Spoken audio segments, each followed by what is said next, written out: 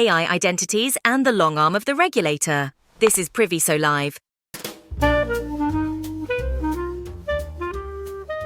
Welcome back. I'm Lynn, and with me today, as always, are Stephen and Kayla. Hello, everyone. Good to be back. Same here. And I have to say, Lynn, if today's topics don't make people sit up straight, I genuinely don't know what will. Yeah, today we're covering two themes that are keeping the information security world very busy right now. First, the security shift caused by the rise of what's called Agentic AI inside the workplace. And second, what our own South African information regulator has been up to lately because they have been busy. Very busy. And not the kind of busy where they're sitting in committee meetings. The kind of busy where organizations are getting fines and enforcement notices. Sharp. Let's get into it. So, Agentic AI, what does that actually mean? When most people think about AI, they think of chatbots or assistants that answer questions when you ask them. That is what we call passive AI.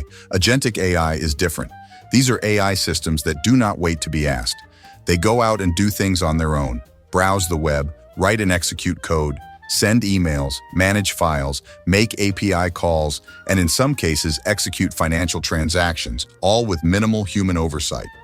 Think of the difference between a receptionist who answers the phone when it rings versus one who proactively manages your entire calendar, responds to emails on your behalf, and orders stationery before you have even noticed it has run out. But also, if something goes wrong, it goes very wrong. And this brings us to a concept that is central to the security challenge, non-human identities or NHIs. Every AI agent that operates in your environment needs a digital credential, a token, an API key, a service account, an access certificate. These are the things that let it log in, access systems, and take actions on your network. And they are proliferating at an extraordinary rate. According to research published this year, machine identities already outnumber human identities within most large organizations. Most organizations have absolutely no governance framework for these. The numbers are striking. 78% of organizations have no formal policies for creating or removing AI agent identities. 92% are not confident their existing identity and access management tools, what we call IAM tools, can handle the risks that non-human identities bring. And 88% of organizations already running AI agents have reported at least one confirmed or suspected security incident in the past year. And yet only 6% of security budgets are currently dedicated to AI agent security. That gap between deployment speed and security investment is precisely where breaches live. The World Economic Forum's Global Cybersecurity Outlook for 2026 is unambiguous. 94% of cybersecurity leaders agree that AI is now the single most significant driver of change in the threat landscape. 87% specifically identified AI-related vulnerabilities as the fastest-growing cyber risk of 2025. These are not outlier opinions. They are near consensus across the global security industry. Now, into this picture walks Anthropic with something called Project Glasswing, and a model called Claude Mythos, which we discussed in episode 82. On the 7th of April this year, Anthropic announced the preview of this model and made the deliberate decision not to release it publicly. Why? Because it is simply too capable. This model can autonomously identify previously unknown software vulnerabilities, generate working exploits, and execute complex multi-stage cyber attacks with minimal human direction. In controlled tests, it found thousands of high-severity vulnerabilities across every major operating system and browser, with over 99% of those vulnerabilities still unpatched at time of discovery. Even though, ironically, Mythos was breached within 2 days. Unbelievably. But to put that in plain terms, give this model network access, and it can map your systems, identify weaknesses, chain those weaknesses into a single devastating attack, and exfiltrate data, all within hours. That is a documented capability from a responsible AI research lab, not a science fiction script. The reason Anthropic published this capability at all is to demonstrate what defensive AI can do. Project Glasswing gives 12 partner organizations, including Amazon, Apple, Microsoft, Cisco, and CrowdStrike, access to Mythos exclusively for defensive security work, finding and patching vulnerabilities before threat actors can exploit them. It is the principle of fighting fire with fire, applied to the digital world.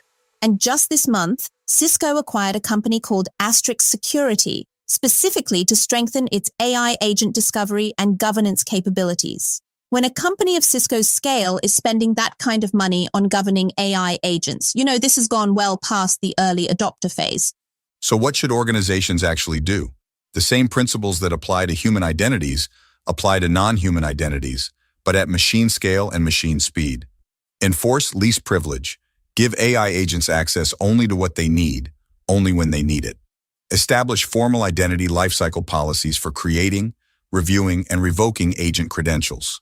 Audit your AI agent footprint regularly, and critically assess whether your IAM tools are actually capable of managing non-human identities, because most legacy systems were not designed with this in mind. Right, let's bring it home to South Africa. And if the agentic AI threat was the wake-up call, what the information regulator has been doing lately is the cold water in the face. For listeners who may be newer to our space, the Information Regulator is the body that enforces the Protection of Personal Information Act, known as PAPIA, South Africa's primary privacy legislation. Think of them as the privacy police, and for a while many organizations thought of them as, fairly relaxed in their approach. That perception is well and truly dead, and we say that with no exaggeration. Towards the end of 2025, the regulator launched a formal PAPIA compliance monitoring exercise, sending formal notices to numerous organizations requiring comprehensive compliance reports and supporting documentation within 14 business days. Not 14 months, 14 days. And they have already shown they mean business. The Department of Justice received a fine of 5 million rand for failing to comply with an enforcement notice following a 2021 security breach.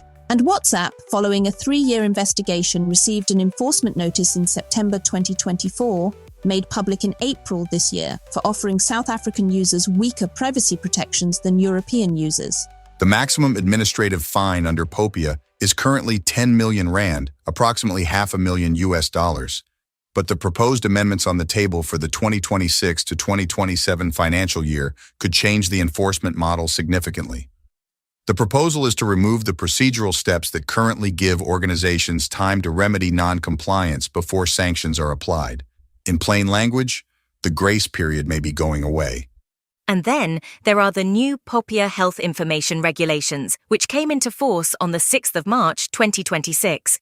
These are immediately binding and enforceable, and they cover 8 categories of organizations: employers, insurers, medical schemes, and others that process health data in their operations. The obligations are explicit and cover lawful processing grounds, required security safeguards, and rules for cross-border transfers of health information.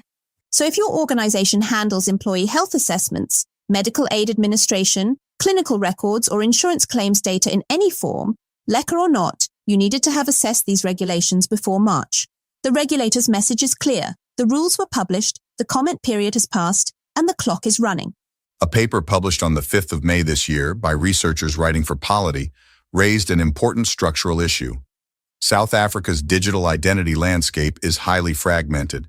Multiple government departments manage different identity systems with limited coordination between them, which complicates the ability of citizens to meaningfully control their own personal data. It is a structural gap that privacy law enforcement alone cannot close, and one that will need coordinated attention from both government and industry. To put all of this in context, South Africa's cybersecurity and managed security services market has just crossed the $1.1 billion mark. The average cost of a single data breach in 2024 was 53 million rand, with severe incidents reaching as high as 360 million rand. These are commercial realities, not theoretical risks. And on a more encouraging note, the WEF report shows that the percentage of organizations formally assessing the security of their AI tools has nearly doubled year on year, from 37% to 64%. Awareness is growing. The challenge is to convert that awareness into action before the next breach and before the regulator comes knocking. Yeah, exactly. Governance frameworks, updated IAM policies, PAPIA compliance reviews, health data audits. Not optional, not next quarter, now. And there you have it. This has been Priviso Live. We hope you found today's episode interesting. If you did, please share it with your colleagues, your friends, your family. Word of mouth is a strong driver of podcast growth. If you want to hear more of the same, subscribe to Priviso Live on Apple, Samsung, Spotify, iHeartRadio, or YouTube. And if you need security, risk, or ICT legislation advice, contact Priviso Consulting directly at admin@priviso.co.za. And if you have topics you'd like us to cover or questions about anything we discussed today, reach out to us. We love hearing from our listeners. I'm Stephen. And I'm Kayla. Thanks for listening. Stay secure. Stay safe, everyone. Stay safe.